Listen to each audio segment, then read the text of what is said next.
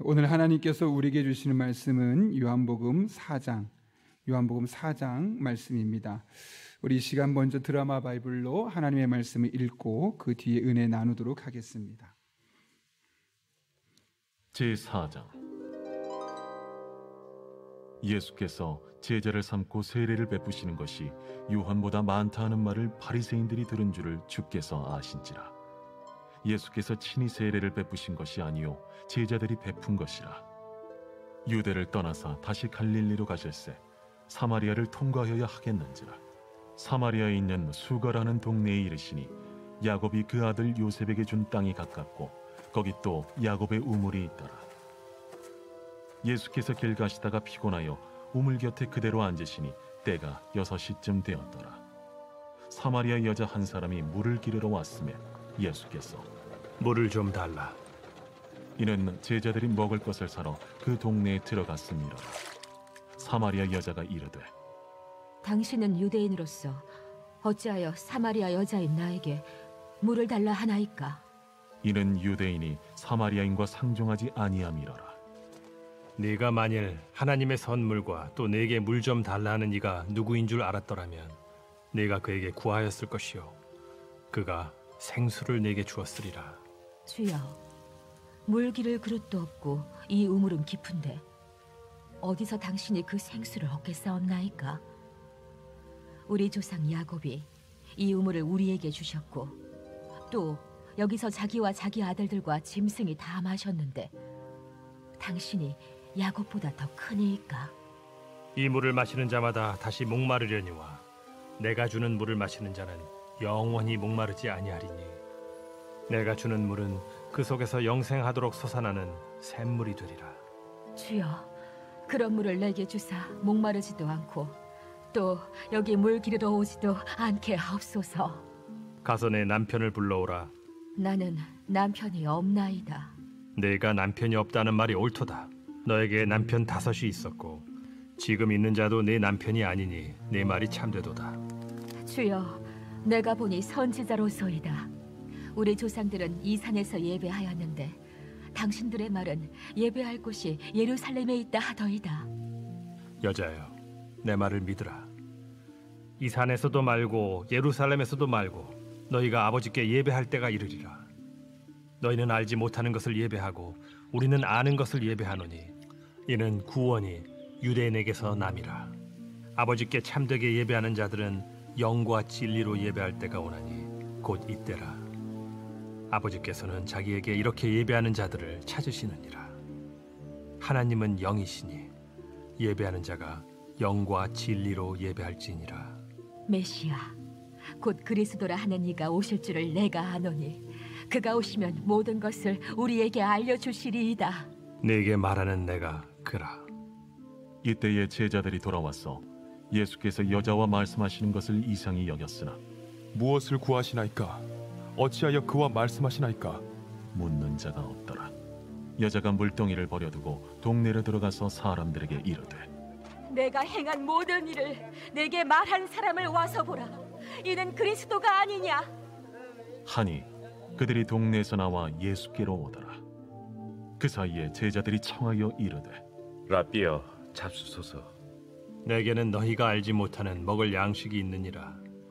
제자들이 서로 말하되 누가 잡수실 것을 갖다 드렸는가?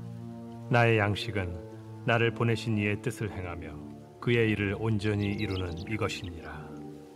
너희는 넉 달이 지나야 추수할 때가 이르겠다 하지 아니하느냐? 그러나 나는 너희에게 이르노니 너희 눈을 들어 밭을 보라. 희어져 추수하게 되었도다. 거두는 자가 이미 삭도 받고 영생에 이르는 열매를 모으나니 이는 뿌리는 자와 거두는 자가 함께 즐거워하게 하려 함이라. 그런즉 한 사람이 심고 다른 사람이 거둔다 하는 말이 옳도다. 내가 너희로 노력하지 아니한 것을 거두러 보내었노니 다른 사람들은 노력하였고 너희는 그들이 노력한 것에 참여하였느니라. 내가 행한 모든 것을 그가 내게 말하였다. 증언하므로 그 동네 중에 많은 사마리아인이 예수를 믿는지라. 사마리아인들이 예수께 와서 자기들과 함께 유하시기를 청하니 거기서 이틀을 유하심에 예수의 말씀으로 말미암아 믿는 자가 더욱 많아 그 여자에게 말하되 이제 우리가 믿는 것은 내 말로 인함이 아니니 이는 우리가 친히 듣고 그가 참으로 세상의 구주신 줄 알미라. 네, 감사합니다. 이 시간 먼저 교회 소식 하나 전하고 여러분 앞에 말씀 나누도록 하겠습니다. 오늘 리더 모임 있는데요. 1교구는 비전홀에서, 2교구는 카페 아쉐르에서, 3교구는 작은 도서관에서 모임이 있습니다. 잘 기억하시고 우리 6시 30분까지 리더분 모여주시기를 부탁드립니다. 제가 기도하고 하나님의 말씀 나누겠습니다. 거룩하신 아버지 하나님, 오늘도 우리를 불러주시는 은혜 감사합니다. 토요일 아침 하나님 앞에 깨어 기도하기 위하여 이 자리에 모였사오니 우리 한 사람 한 사람 오늘도 성령으로 충만하게 인도해 주시옵고 하나님의 말씀으로 무장하게 해 주시옵고 주님 앞에 나아가며 우리의 삶이 새로워지는 복된 한 날 되게 하여 주옵소서. 예수님의 이름으로 기도하옵나이다. 아멘. 제가 가끔 병원에 예전에 다닐 때 어느 순간부터 가면은 이제 의사 선생님이 가기 전에 꼭 간호사분이 혈당 검사를 하더라고요. 저는 그 이유를 처음에 잘 몰랐었습니다. 그런데 한번 당뇨 바로 전 단계 왔다 보니까 계속해서 이제 혈당 검사를 하는 거죠. 사실 감기로 가는데도 혈당 검사를 하고 어떤 것을 가더라도 늘 혈당 검사를 해서 좀 과하다 싶었는데 이게 우리 몸의 피 검사가 너무나 중요하다는 사실을 한번 알았던 적이 있고 이를 통해 다시 한번 확인할 수 있었습니다. 의학 전문 기자로 알려진 홍해걸 씨가 그런 이야기 하더라고요. 우리 사람에게 있어서 가장 심각한 질병이 무엇이냐라고 물어보면 여러 가지 질병을 말하는데 본인이 오랫동안 의학 기자로서 보았을 때는 혈관 질병이 가장 치명적이다. 왜냐하면 혈관 질병을 앓게 되면 쓰러져서 못 일어나는, 보통 뇌혈관 질환을 잃게 되면 오랫동안 이제 한쪽이 마비가 되거나 그런 문제가 오게 될 수 있고 또 심장혈관에 문제가 오게 되면 심장마비로 세상을 떠날 수 있고 어찌되었든 이 피로 말미암아 우리 안에 있는 피가 깨끗하지 않고 좋지 않아서 우리 몸에 병이 들게 되면 자기도 고생하는데 문제는 자기 가족들도 고생하기 때문에 본인이 볼 때는 가장 힘겨운 질병은 피로 말미암아 혈관과 연관된 질병이다라고 말하면서 이 혈관을 깨끗하게 하는 것이 이 몸을 건강하게 하는데 또 자신뿐만 아니라 다른 사람에게도 영향을 줄 수 있다라는 이야기하는 것을 보고 그래 우리 안에 피를 깨끗하게 유지하는 것이 건강에 정말 중요하겠구나라는 생각을 했었죠. 그런데 이것은 우리 신앙에 있어서 영적인 이 피와 같은 역할을 하는 것인데 바로 예배가 그런 역할을 감당하고 있습니다. 그래서 한 신학자가 이런 얘기를 했습니다. 우리의 삶에 크고 작은 문제가 일어나면 다른 것 점검할 필요 없다. 내 예배 생활을 점검하면 된다. 왜냐하면 내 예배 생활은 단순히 예배로 하나로 끝나는 것이 아니라 그 예배가 나의 삶의 모든 부분에 영향을 주기 때문에 그렇습니다. 예컨대 예배를 잘 드리지 못한 사람이 자신의 개인의 신앙이 든든히 세워질 수가 없는 것이고 그렇게 예배를 잘 드리지 못한 사람이 가정이 평안할 수 없는 것이며 그렇게 예배를 잘 드리지 못한 사람이 그 직장에 가서 그리스도인답게 살아낼 수 없고 당연히 예배를 잘 드리지 못하게 되면 우리들의 삶에 연관된 모든 부분들에 부정적인 영향을 줄 수밖에 없다. 그러니 내 삶에 큰 문제든 작은 문제든 뭔가 삐끗하는 문제가 있다고 생각된다면 다른 것, 우리 신앙생활하는 데서 너무너무 중요한 것들이 많은데 가장 먼저 예배 생활을 점검해봐라. 그래서 혹시 내가 예배를 잘 드리겠다라고 말을 하지만 실상 그 예배를 잘 드리지 못한 것은 아닌지 확인해보고 우리의 예배 생활을 점검하게 될 때 그를 통해서 우리의 일상생활이 회복되는 것을 경험하게 될 것이라는 것이죠. 마치 우리 안에 있는 혈관을 깨끗하게 건강하게 관리하게 될 때 우리 몸의 모든 혈관이 깨끗해지면 우리의 다른 몸에 병이 들지 않는 것과 마찬가지로 예배 생활은 우리 몸에 있어서 마치 혈관의 피와 같다는 그런 역할을 하는 거죠. 그런 의미에서 오늘 우리가 우리 예배 생활을 잘 점검해 볼 필요가 있습니다. 우리 예배는 하나님 보시기에 합당한 예배인가? 우리 예배는 만약 하나님이 점수를 매기신다면 몇 점짜리 예배가 될 수 있을 것인가?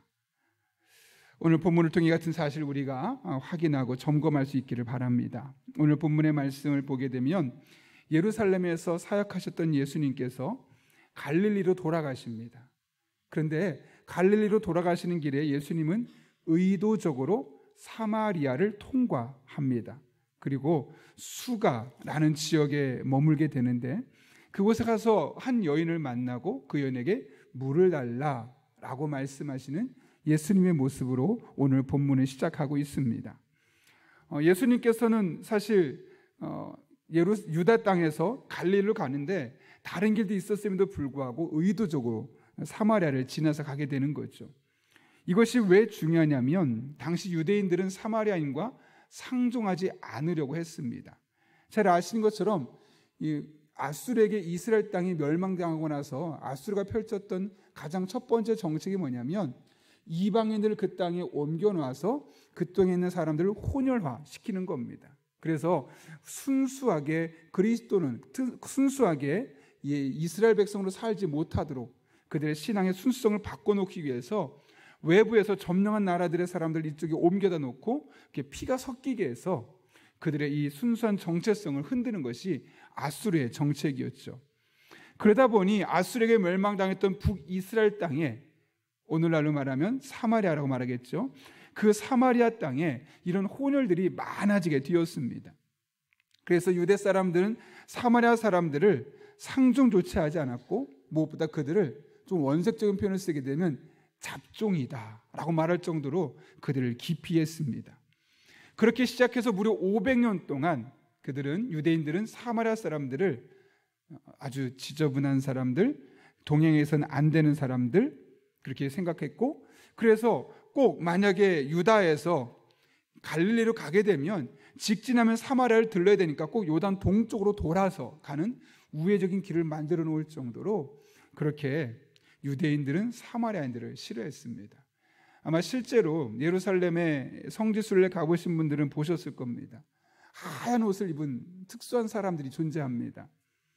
저도 성지순례 갔다가 한 무리가 하얀 옷을 입고 있는 사람들이 있어서 너무 궁금해서 가이드하는 목사님에게 물어봤습니다. 목사님, 저분들은 대체 누구길래 옷을 저렇게 독특하게 입습니까? 했더니 예, 목사님, 저 사람들은 사마리아 사람들입니다. 사마리아 사람들이 일부러 옷을 하얀색으로 입고 스스로를 남들과 구별하고 있습니다. 그렇게 이야기를 하더라고요. 왜 흰색을 입었을까요, 여러분? 나 깨끗하다라는 것을 스스로가 그들이 증명하기 위해서 그런 옷을 입고서 살고 있다는 거죠. 그래서 만약에 이스라엘에서 지나다니면서 하얀 옷을 입은 사람이 있으면 그 사람들은 100% 위아래다 흰색으로 입고 있으면 사마리아 사람일 것입니다 라고 이야기를 했던 겁니다. 여러분, 이처럼 그 당시 사람들은 의도적으로 사마리아 사람들을 기피했고 일부러 우회하는 길까지 만들었습니다. 그리고 그 세월이 무려 500년 동안 아주 오랜 시간을 흐르게 되었던 것이죠.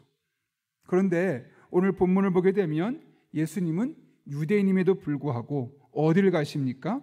오늘 본문 3절과 4절 말씀 보면 이렇게 말합니다. 유대를 떠나사 다시 갈릴리로 가실새 사마리아를 통과하야 하겠는지라. 5절 사마리아에 있는 수가라는 동네 이르시니 라고 이야기하고 있습니다. 예수님께서 다른 사람이 가는 길이 분명히 유대인들이 가는 길이 정해져 있음에도 불구하고 의도적으로 이 사마리아를 지나가고 통과하고 있음을 말씀하고 있는 것이죠. 그 이유는 무엇 때문이겠습니까? 바로 이곳에서 한 여인을 만나기 위해서입니다. 여러분, 하나님이 하신 일에 이유가 없는 일, 목적이 없는 일은 없습니다. 우리가 보기엔 하나님께서 우리들의 삶에 펼쳐놓으신 일들을 보게 되면 도대체 왜 이런 일을 나의 삶에 하시는 걸까? 또 우리가 볼 땐 하나님이 하신 일이 너무나 이해되지 않고 납득되지 않고 우리가 보기엔 이 타이밍이 아닌 것 같을 때가 있는데 하나님은 반드시 특별한 목적과 이유가 있어서 우리들의 삶에 일을 하시는 겁니다. 다 이유가 있고 목적이 있어 그 일들을 행하신 하나님, 특별히 하나님은 실수하지 않는 하나님이라고 성경은 말씀하시죠. 따라서 우리들의 삶에 내가 이해할 수 없어도, 내가 합리적으로 그것에 동의할 수 없어도, 우리가 보기엔 하나님이 내 타이밍에 하나님이 하시는 방법이 너무나 다르게 보여도 이 모든 것은 하나님께서 그 시기에 특별한 목적과 뜻이 있어서 행하신다는 사실을 우리가 분명히 기억해야 하는 것이죠. 따라서 그럴 때 우리가 할 일은 항상 실수가 없으신 하나님, 그분을 신뢰하며 그분을 의지하며 우리가 해야 할 마땅한 일들을 감당해내는 것입니다. 예수님께서는 모든 사람이 기피했던 사마리아를 의도적으로 통과하셨습니다. 하나님은 항상 의도성을 가지고 우리들의 삶에 일하십니다. 그 하나님 앞에 그 하나님을 의지하며 신뢰하며 나아가는 저와 여러분 될 수 있기를 예수님의 이름으로 축원합니다. 예수님은 사마리아 여인에게 물을 달라라는 말을 시작하로 그녀에게 자신이 이 땅에 오신 메시아고 구원자라는 사실을 알렸고, 본인을 통해서 하나님께서 구원을 주신다는 사실을 이야기합니다. 그러나 그녀는 예수님의 이 같은 말씀을 온전히 이해할 수 없었죠. 그러자 예수님께서 뭐라고 말씀하시냐면, 당신 너희가 있는 남편을 데리고 와라 라고 이야기합니다. 그랬더니 어떻게 말합니까? 저에게는 남편이 없습니다 라고 말하고, 이 예수님이 다시 한번 반응하시죠. 맞다, 너에게는 5명의 남편이 있었는데 그것이 너의 남편이 아니고 지금 있는 남편도 너의 남편이 아니다 라고 이야기를 합니다. 그랬더니 그녀가 어떻게 반응하죠? 오늘 본문의 말씀 보게 되면 그녀가 19절에서 이렇게 반응합니다. 같이 한번 읽겠습니다. 시작. 여자가 이르되 주여 내가 보니 선지자로소이다. 아멘. 여러분, 뭔가 좀 특이하지 않습니까? 내 남편을 불러오라 라고 말씀하신 예수님도 뭔가 이상하고, 그 예수님의 말씀에 대해 반응하고 있는 이 사마리아 여인도 뭔가 이상합니다. 굳이 예수님께서 그녀가 5명의 남편이 있었던 사실을 이야기할 이유가 뭐가 있겠고, 그녀 또한 예수님의 말씀을 듣고 나서 선지자라고 말할 이유가 무엇 때문이겠습니까? 예수님이 여러분 왜 그녀에게 너의 남편을 불러오라고 이야기했습니까? 오늘 본문의 말씀 보시게 되면 예수님은 지금 이렇게 말씀합니다. 너의 남편을 데려와라. 저희 남편 없습니다. 아, 그래, 없구나.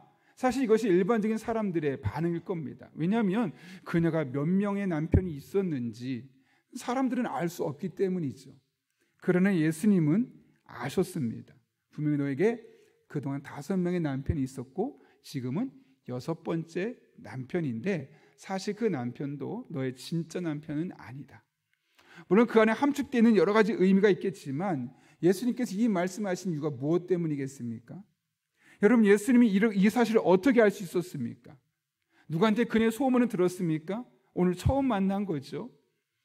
예수님께서 이와 같은 이야기를 하신 이유는 본인이 좀 전에 앞에서 이야기했던 나는 메시아고 나를 믿으면 생수를 주어서 영원히 목마르지 않을 것이야 라고 했던 그 메시아라는 사실을 다시 한번 분명히 가르쳐주기 위해서였던 것이죠. 그래서 남들에게 말하지 않았던 그녀의 사건을 예수님이 직접 말하니까 그녀가 깜짝 놀라는 겁니다. 내가 말도 하지 않았는데 이분은 어떻게 이 사실을 알 수 있을까? 아, 이것은 선지자이기 때문에 가능해 라고 그녀가 반응하게 되었던 것이죠. 이처럼 예수님은 그녀에게 자신이 메시아로 오셨다는 사실을 분명하게 가르쳐주기 위해서 이와 같은 사실을 말씀을 들었지 않았음에도 불구하고 정말 놀랍게 그녀의 현재 상황을 맞추게 되었던 겁니다. 그랬더니 그녀가 예수님을 선지자로 고백하면서 그동안 본인이 심각하게 고민했던 한 가지 문제를 물어봅니다. 그것이 무엇입니까? 오늘 보면 20절 보면 이것을 물어보죠. 우리 조상들은 이 산에서 예배하였는데 당신들의 말은 예배할 곳이 예루살렘에 있다 하더이다. 이를 통해서 그동안 이 여성이 갖고 있었던 이 마음의 갈망, 풀리지 않은 해결절, 풀리지 않는 문제가 있어서 우리는 알게 됩니다. 그녀가 늘 고민했던 것이 무엇입니까? 만약 내가 선지자를 만나면, 메시아를 만나면 내가 이것만큼 꼭 알고 싶어, 궁금해 라고 생각했던 한 가지가 있었는데 그것은 바로 예배 장소에 대한 문제였습니다. 당시 사마리아 사람들은 여기서 말하는 우리 조상은 사마리아인들의 앞에 있는 조상을 말하죠. 그들은 어디에서 예배했냐면 여러분이 잘 알고 있는 그리심산에서 예배했습니다. 그리고 그 뒤에 있었던 당신들의 말은, 이 말은 뭐냐면 유대인들은 이란 말을 갖고 있죠. 유대인들은 어디서 예배했습니까? 예루살렘에서 예배를 했던 겁니다. 그렇게 사마리아 사람들이 드렸던 예배 장소와 유대인들이 드렸던 예배 장소가 달랐던 겁니다. 그래서 그녀는 묻는 겁니다. 아니, 도대체 어디에서 예배 드리면 하나님 그 예배를 받아주시는 겁니까? 늘 궁금했던 거죠. 그러니까 그녀 안에 있었던 궁금증은 무엇입니까? 내가 매번 예배를 드리고 있는데, 예배 장소가 분명히 다른 곳에서 드려지고 있는데 내가 드린 예배를 하나님은 받으실까 받으시지 않으실까? 이것이 그녀의 영적인 궁금증이었다는 겁니다. 그리고 예수님이 메시아고 예수님이 선지자라는 사실을 알자마자 가장 먼저 던진 질문, 하나님은 지금 내 예배를 받고 계실까? 받지 않으실까? 그래서 이와 같은 질문을 던지게 되었던 것이죠. 여러분, 그런데 이렇게 장소에 대한 질문을 던진 그녀 앞에 예수님께서는 뭐라고 말씀하십니까? 오늘 본문 21절 끝에 보면 예배 장소가 중요한 것이 아니다 라고 말하면서 23절과 24절에서 이렇게 이야기하죠. 23절은 이렇게 말합니다. 아버지께 참되게 예배하는 자들은 이라고 말합니다. 그러니까 주님께서 원하시는 것은 어떤 장소에서 어떤 형태로 예배를 드렸느냐, 몇 분 동안 예배를 드렸느냐, 일주일에 몇 번 예배를 드렸느냐, 방법이나 혹은 어떤 장소에서 얼마나 좋은 시설에서 드렸느냐를 가지고 예배를 판단하지 않는다는 거죠.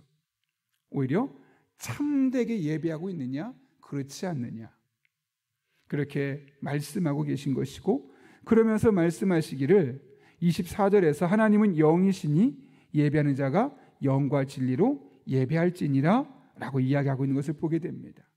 그녀에게 분명히 말씀하는 거죠. 장소가 중요한 것이 아니라 참된 예배, 진짜 예배를 드리고 있느냐 그렇지 않느냐가 훨씬 중요한데, 그 예배 요소는 두 가지다. 바로 영과 진리로 예배하는 것이다 라고 말씀하고 있는 겁니다. 여러분, 영과 진리로 예배한다 많이 들어보셨죠? 성령 충만한 가운데 진리 되신 하나님 안에서, 또 진리 되신 예수님 안에서 진리인 하나님의 말씀을 붙들고 예배하는 것, 그런 예배가 참된 예배고 하나님은 그런 예배를 받으신다라고 말씀하고 있는 것이죠. 여러분, 이를 통해 우리가 확인할 수 있는 사실이 한 가지 있습니다.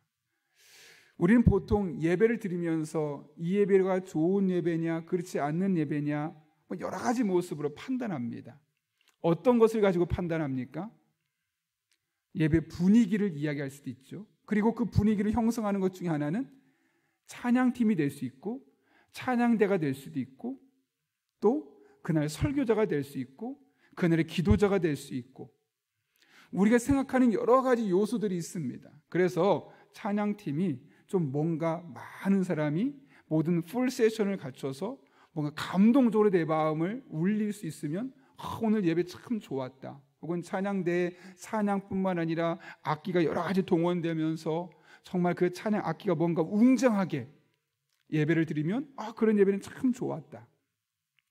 혹은 오늘 설교가 너무너무 내가 원했던 말씀, 너무 힘들었는데 그 말씀이 내 마음의 위로가 되었고 내 마음의 소망이 되었다. 이를 비롯해서 나름대로 예배대를 우리가 평가하고 판단하고, 그 조건이 내가 생각한 기준과 맞으면 그 예배는 좋았어, 오늘 예배 은혜 받았어 라는 표현을 하고, 저 교회는 예배가 좋아 라고 판단합니다. 그런데 여러분, 오늘 본문의 말씀 잘 보십시오. 예배를 판단함에 있어서 사람들이 생각하는 기준이 들어가 있습니까? 그렇지 않습니까? 없죠. 아버지께 예배하는 자들은 영과 진리로 예배할 때가 오게 되는데 곧 이때라 라고 말씀하시며, 아버지께서는 자기에게 이렇게 예배하는 자들을 찾으신다 라고 말하고 있습니다. 다시 말하면 영과 진리로 예배하는 자들을 찾으시고 그런 예배를 참된 예배로 인정하신다 라고 말씀하고 있는 것이죠. 그러니까 여러분, 이 예배가 좋은 예배냐 그렇지 않는 예배냐는 내가 보기에 어떤 조건을 세워놓고 그 조건이 만족되고 그 조건이 충족되면 그 예배는 좋은 예배다 말하는 것이 아니라 하나님 보시기에 이 예배는 좋은 예배일까 그렇지 않은 예배일까를 생각해 볼 수 있는 것이죠. 그러니까 우리는 예배 드릴 때 오늘 예배는 좋아, 오늘 예배 괜찮았어, 아니요, 그런 마음으로 예배를 참석하는 것이 아니라 오늘 예배, 내가 드리는 예배를 하나님은 어떻게 보실까? 많은 사람이 예배를 판단하고 오늘 예배 잘 드려서 오늘 예배를 통해 은혜 받아야지. 우리의 예배 참여는 목적이 그렇게 될 때가 너무나 많습니다. 그런데 그런 것이 아니라는 것이죠. 예배는 하나님 보시기에 좋으냐 그렇지 않느냐. 그렇다면 우리는 예배하는 우리는 어떤 모습을 보여야 될까요? 이 예배를 하나님이 보시기에 좋은 예배가 되도록 만들어가는 겁니다. 찬양팀이면 찬양팀이 적극적으로 오늘 예배가 하나님이 좋아하는, 하나님이 참되게 예배하다고 볼 수 있는 그런 예배를 만들기 위해서 그렇게 예배하고 준비해 나가야 되고, 설교자도 하나님, 오늘 제가 설교할 때 이 설교를 통해서 하나님이 기뻐하는 예배가 될 수 있게 해주십시오. 성도들의 마음을 흡족하게 하고 만족시키고 위로하는 것도 중요하지만 하나님 보시기에 참된 예배가 될 수 있는 그런 예배, 그런 설교가 될 수 있게 해주십시오. 여러분이 찬양하면서 또 기도하면서 예배 순서에 여러분이 한 명 한 명이 동참하게 될 때, 하나님, 오늘 이 예배가 저로 말미암아 하나님 기뻐하는 예배, 하나님 보시기에 참된 예배, 하나님 보시기에 만족할 만한 예배가 되게 해주십시오. 그런 마음으로 여러분 한 분 한 분이 예배에 참여해야 하는 것이죠. 오늘은 뭔가 좀 예배가 옛날 같지 않아, 뭔가 달라, 내가 듣고 싶은데 저런 메시지가 없어, 그런 것이 아니라 앞에 서 있는 사람도, 회중으로 참여하는 여러분도 그 예배를 함께 만들어가는 겁니다. 이 예배를 하나님이 기뻐하는 예배로, 하나님 보시기에 참된 예배로 만들어가는 것이죠. 그러니까 앞에 찬양할 때 어떻게 될까요, 여러분? 찬양팀이 인도하고 찬양하면 여러분은 적극적으로 찬양 가사를 묵상하며, 하나님, 제 찬양을 통해 하나님이 영광 받아주시고 제가 찬양하는 이 시간을 통해 하나님이 예배를 기뻐할 수 있는 예배가 되게 해주십시오. 그런 마음으로 입을 벌리고 박수도 치고 열정적으로 예배에 찬양하며 참여하는 겁니다. 내가 은혜 받으려고 저 찬양 내가 좋아하는 거야, 혹은 내가 은혜 받고 싶어서 막 의도적으로 박수치는 것이 아니라 내가 박수치고 내가 찬양하고 적극적으로 나가는 이 모습을 통해 하나님 이 예배를 기뻐하시도록, 그래서 이 예배 때 누군가 하나님의 은혜를 경험할 사람이 하나님이 그 예배를 기뻐해서 그 사람도 그 은혜를 경험할 수 있도록, 그렇게 모든 사람이 예배 순서에 적극적으로 참여하는 것, 그것이 바로 우리 성도들이 예배에 임하는 자세가 되어야 되는 것이죠. 그래서 여러분 예배 때 누가 대표로 기도하잖아요. 그러면 여러분 적극적으로 아멘, 아멘, 그 예배에 동참하는 거예요. 왜요?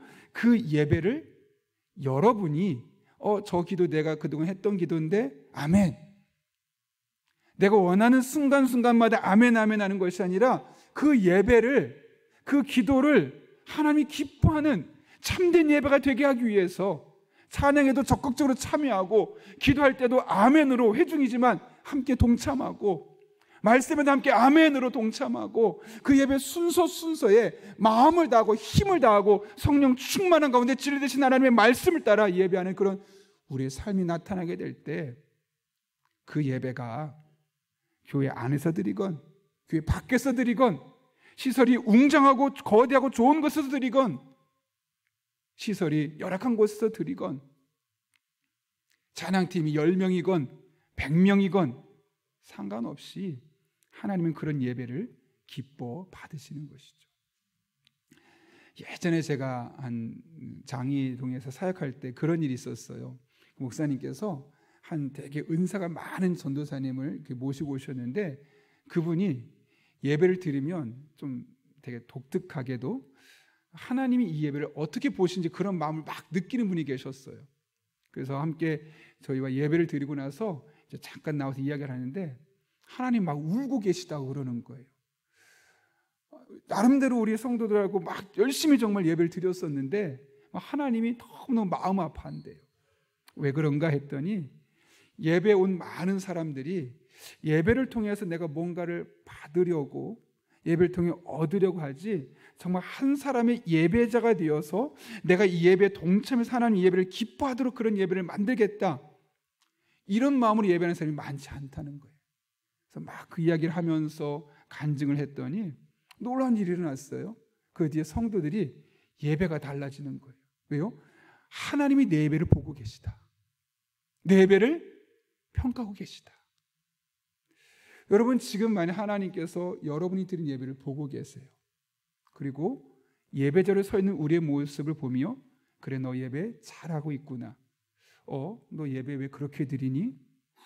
뭐가 못마땅하니? 예배는 그런 게 아니야, 그렇게 보시면서 우리 예배를 평가하고 판단하고 계시다면 우리 예배의 생활이 얼마나 달라질까요? 많은 사람들이 우리가 예배를 평가하고 판단하는 사람이 되어 있지, 하나님 우리 예배를 평가하고 판단한다는 얘기를 생각을 많이 안 하시는 것 같아요. 그래서 예배를 평가하고 판단하는 기준이 나예요. 내 마음을 흡족하게 쓰는 그 예배는 좋은 예배고, 내 마음에 뭔가 좀 듣고 싶었던, 또 내 마음에 궁금했던 이야기 해결되면 그 설교는 좋은 설교고, 하나님이 좋아하는 설교일까? 하나님이 좋아하는 찬양일까? 하나님이 좋아하는 기도일까? 보다는 내가 기준이 되어 있는 것이죠. 그러나 오늘 본문에서도 보는 것처럼 하나님은 참된 예배를 보고 참된 예배자를 찾고 계시다는 거예요. 지금 이 순간도 참되게 예배하는 사람을 찾고 계신 것을 분명히 말씀하고 있는 것이죠. 여러분, 물론 많이 예배하고 오래 예배하는 것 너무너무 필요해요. 그리고 그 예배를 통해 내 마음에 여러 가지 다양한 감정들이 해결되고 해소되는 것 너무너무 중요해요. 그런데 더 중요한 것이 있어요. 우리의 예배를 받으시는 분은 하나님이시다라는 사실을 분명히 기억하며 우리 한 사람 한 사람이 모든 예배마다 참된 예배자가 되는 것입니다. 그럴 때 그 예배가 우리들의 삶의 능력으로 나타나는 거예요. 개인의 마음에 아무리 쓴뿌리가 있고 마음에 상처가 있어도 그럴 때 그 예배를 통해 하나님이 일하시면 우리 마음의 상처를 이기게 되는 거고요. 우리의 삶에 크고 작은 갈등이 있어도 하나님이 그럴 때 예배를 통해 은혜 주시면 그렇게 회복된 예배, 참된 예배를 통해서 우리의 삶의 일상의 문제들도 해결되기 시작하는 겁니다. 바라기는 우리의 예배는 하나님 보시기에 참된 예배가 될 수 있기를 바라고, 저와 여러분이 어떤 역할을 감당하든 하나님 앞에 참된 예배자가 되어서 하나님 앞에 영광 올려드리고, 또 이 예배를 통해서 우리의 삶을 새롭게 하시는 이런 하나님의 은혜를 날마다 경험할 수 있기를, 예배 때마다 경험할 수 있기를 예수님의 이름으로 축원합니다. 우리 함께 기도하겠습니다. 거룩하신 아버지 하나님, 우리는 예배를 평가하고 판단하며 나름대로 우리의 기준을 가지고 예배가 참된 예배다, 그렇지 않은 예배다라고 생각하지만 정작 중요한 것은 우리의 시선과 우리의 관점이 아니라 주님께서 우리 예배를 어떻게 보시는가라는 것임을 깨닫게 하신 것 진심으로 감사를 드립니다. 우리가 드려지는 모든 예배에서 적극적인 예배자가 되게 하여 주시옵고 참된 예배자가 되게 하여 주시옵고, 그렇게 우리가 드리는 예배가 하나님 보시기에 참된 예배가 될 수 있도록, 그래서 그 예배를 통해 우리의 삶이 새로워지고 우리의 삶에 크고 작은 문제가 그 예배를 통해 회복된 은혜가 있게 하여 주옵소서. 예수님의 이름으로 기도하옵나이다. 아멘.